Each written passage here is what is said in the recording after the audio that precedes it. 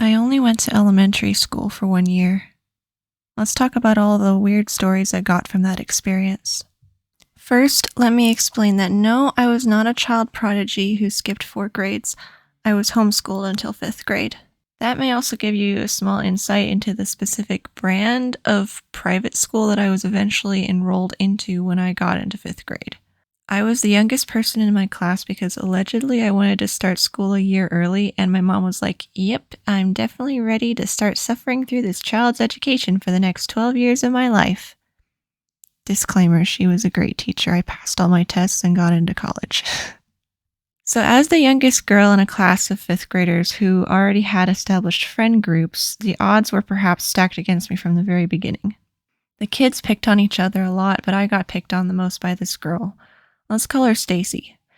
So, Stacy is this big, tall, intimidating blonde girl who liked to brag about how many boyfriends she'd had and who she had crushes on.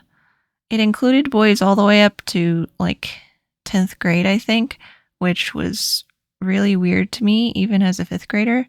I was a naive child, so throughout that school year, I treated everyone as though they wanted to be my friends. And if they weren't friends with me, then I thought I'd like done something wrong. Stacy was one of those people.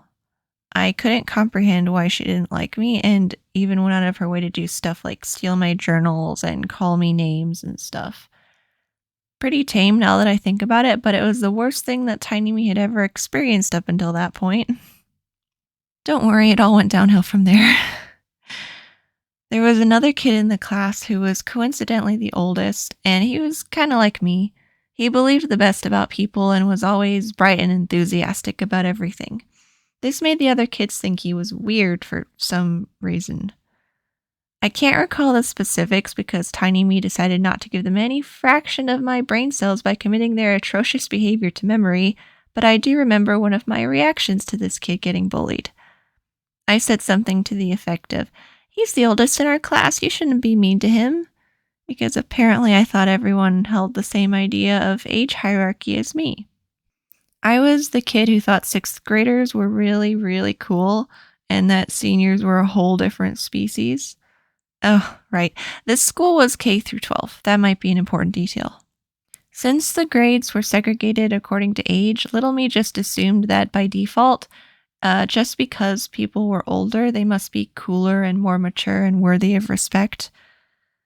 That's also why I had such a devoted love for my teacher, even when it might not have been warranted at all. Let's call her Mrs. Ross because she's basically Roz, except with a slightly kinder demeanor. Because if she hadn't looked like a teacher, I don't think she would have gotten hired. She was a walking red flag, but in my 5th grade eyes, she could do no wrong. She had obvious favorites in the classroom because of their grades, handwriting, and looks.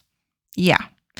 She favored the prettiest girls in class because to her, prettiness equaled good behavior, which equaled favorite student.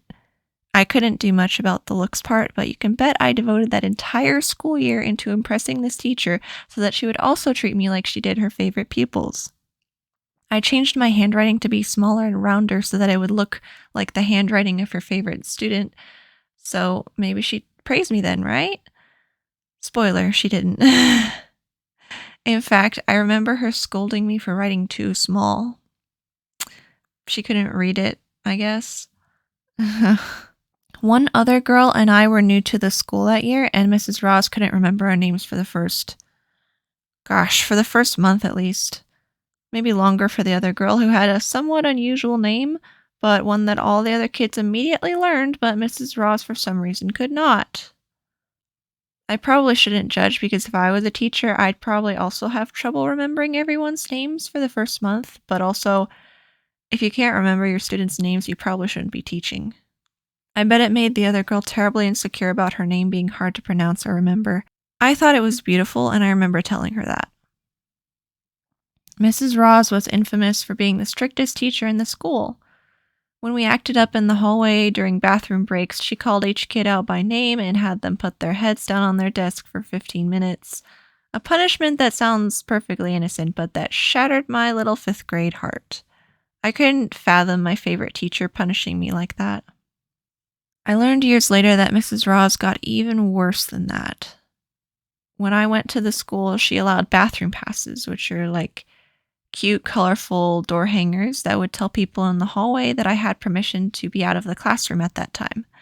But sometime after I graduated 5th grade, she must have gotten tired of normal bathroom passes, and can you guess what she used instead? Toilet seats. She made her students carry a giant toilet seat through the hall as a bathroom pass. I can't even imagine how humiliating that would be for a kid, and how much it would discourage them from going to the bathroom when they needed to. Probably her intent, honestly. During my year there, I also got mildly traumatized while reading Where the Red Fern Grows as an assignment. If you've read it, you probably know the scene I'm talking about.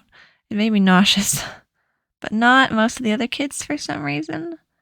I guess I was just super sensitive to anything remotely violent or gory. Mrs. Ross thought it was a good idea to have us watch the movie after we finished the book. I really, really did not want to do that, but I couldn't opt out of it, and I doubt Mrs. Ross would have done anything if I had told her how I felt about watching the movie. So guess what I did instead? I enlisted the help of one of my classmates, a quiet girl who was also one of the teacher's pets, to take a bathroom break so that we could skip the scene in the movie that had traumatized us. We skipped away down the hall and took our merry time coming back. And yes, we did manage to avoid the traumatizing scene. After a school year of not fitting in, barely making friends, struggling to impress my teacher, and getting the obligatory silly schoolgirl crush, I finished 5th grade with perfect grades and left that school never to return. Until my senior year. Yeah, it came full circle. I became one of those seniors that I used to think was a whole different species. I have some stories I could tell about that year too, so if you want to see that, then leave a like on this video. Did you have any bizarre elementary school experiences? Tell me about them in the comments. I think I got off pretty lightly, and I'm really grateful for that. But holy buckets, who thought it was a good idea to put a bunch of prepubescent kids together in a stuffy classroom for 7 hours a day? Oh yeah, I forgot to mention my classroom didn't have windows.